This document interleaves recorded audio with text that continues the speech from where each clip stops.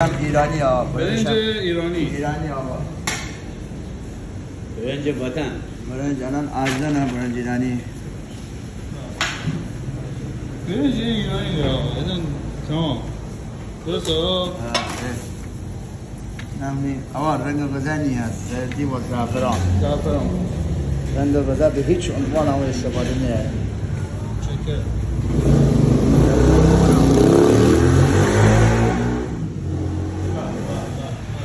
بیا آها آقا بدیم این مرغ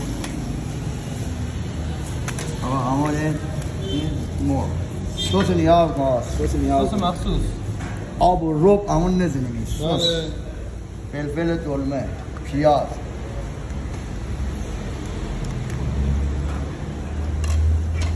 این غذا چنده آقا این غذا چه با 100,000 داریم یه همچین چیزی هر جوشی 150,000 خدا در بکر دیگه دست دارن صوت یه همشهریان عزیزتون از همشهریان عزیز لشکری شهید تقاضا دارم اول حمایت میکنه من لشکری شاه خیلی خوبه من بعد 33 سال دوباره با ما همین لشکری شاه دارم خیلی لشکری شاه خوبه کار باز سپورت دست کاردان تمام کار سپورت دست کاردان تمام اما درسته شما این سوال دارید این آقایی که الان تشریف آورده این آقا از کالیفرنیا آمریکا الان تشریف آورده این باور تو ای کمال بخوردی از کالیفرنیا اومد بگونه آمریکا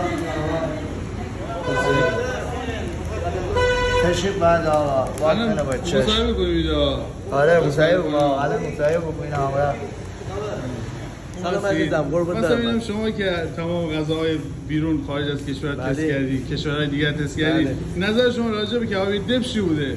آقا کبابی دبش خب کبابیش که واقعا خوشمزه است. یعنی کبابش آبداره. خب آبدار. من هر کبابی خوردم آبدار نبوده، خوش بوده یا نمیدونم خدمت شما از طعم خوبی نداد بهم دست نداد. ولی اینجا اومدم کباب خوردم فوق ایرانی. خدایی واقعا خوشمزه است. من میگم همه متشکرم. همه با انتها متشکرم. دست شما در نکنه.